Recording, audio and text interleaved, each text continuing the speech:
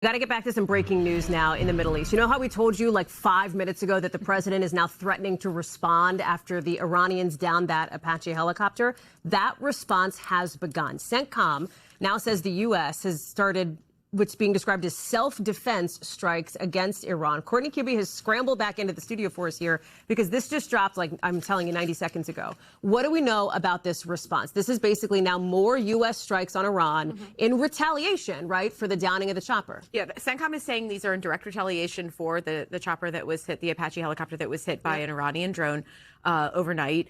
So we don't know exactly what they're hitting yet, but the CENTCOM is saying that these strikes are proportional. So what that generally means is they are going after something that, in this case, it was a drone that was launched at the helicopter. They would tend to go after the locations where those drones are launched, or potentially coastal radar sites where that are used to help direct those drones. Perhaps what they call command and control sites, where literally where the drones are directed out of, or where they're launched from. So that's what the military would call a proportional. We don't have the details yet. Okay. But again, we've also seen the U.S. military take strikes along that coastal area of the Strait of Hormuz, all the way down as far down into the Gulf of Oman as Garuk, which is on the coast of Iran, and then all the way back up to Qashm Island. So we're going to map up too in a second. Sorry, yes, yeah, I forgot. You see it in your head. I see it in my head. Yes. But we don't know yet, right? We have no confirmation from the military. We as to don't what know. They're hitting. We don't know. But yet. Here's a question, and you know, and there's a lot to get to here.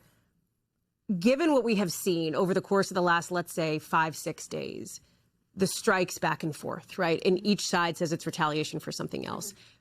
How is this reasonably still being called a ceasefire? There is no ceasefire when it comes to operations in the Strait of Hormuz. That's just a reality. So what the ceasefire is applying to right now, and that is holding for the most part, is major combat operations inside Iran. The U.S. military has not been carrying out daily strikes, going after hundreds of targets. The why I say for the most part it's holding is because Israel and Iran did trade strikes, and Israel did strike deep inside of Iran in the last couple of days. But the ceasefire between the U.S. and Iran is holding there. What is also going on at the exact same time is we have the U.S. military and the IRGC, the Islamic Revolutionary Guard Corps, and the conventional Iranian military, although it's primarily IRGC, that continue to operate with these competing blockades. And as they're doing that, they're putting up drones, they're putting up aircraft, they're putting out ships and small boats, and they're operating in such close proximity that there are these continued clashes that are occurring. They're moving closer to one another, and it leads to things like what we saw with this Apache being down. And I mean, Hallie, this could have had huge strategic consequences, given what the president has said about how he would potentially restart major combat operations if a U.S. soldier is killed. We almost had that happen in the last 24 hours. And this is what I'm going to ask our team if they can pull up. I think we have the Truth Social, the post from the president, because on the one hand, he's telling the Wall Street Journal, like, I don't know when the interview was, within the last hour or so, the Wall Street Journal just posted it. He's telling the Wall Street Journal that this was not a big deal, this incident, that the pilot wasn't hurt. We know that, as we've said, both those service members are okay. They're expected to survive. But on the other hand, he's also saying we've got to retaliate. And now he's responding. Now the commander-in-chief, as you see here, is responding to the attack. How do we square those two things?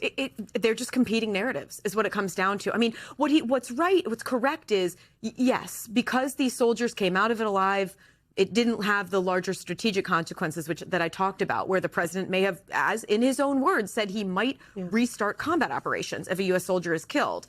But again, it just illustrates the daily, almost hourly danger that occurs because one of these strikes could have much bigger consequences than what we've seen here. And also, the U.S. has been responding to these provocations. And Iran is saying that the U.S. is the one who's provoking here. So it is this just constant back and forth of escalation. I know I'm going to let you go back and get on the phone because I know you need to, but what's the biggest question right now that you have for your sources? Is Iran going to respond again? I mean, right now— Is this going to turn into just an escalating tit for tat? What we have seen is it escalates up to strikes. Both sides take strikes, and then it de-escalates. And then it just slowly moves back up it's this escalation ladder until strikes occur again. It happens every couple of days. But what's concerning right now is those couple of days are shrinking, and we're seeing it happen much more frequently. That's right. I mean, this is less than 24 hours, right? I mean, less than 18 hours, I think, since the downing of that helicopter. It was actually, the helicopter went down almost exactly 24 hours ago right now. Courtney Kube, I'm going to come back. Well, I'm going to ask you to come back in a couple of minutes here, but we wanted to make sure that folks know what was going on. And again, just to reiterate here,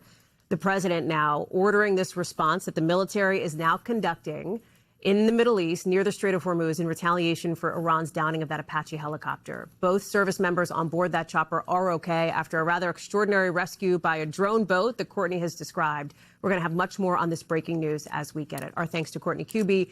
We thank you for watching, and remember, stay updated on breaking news and top stories on the NBC News app or watch live on our YouTube channel.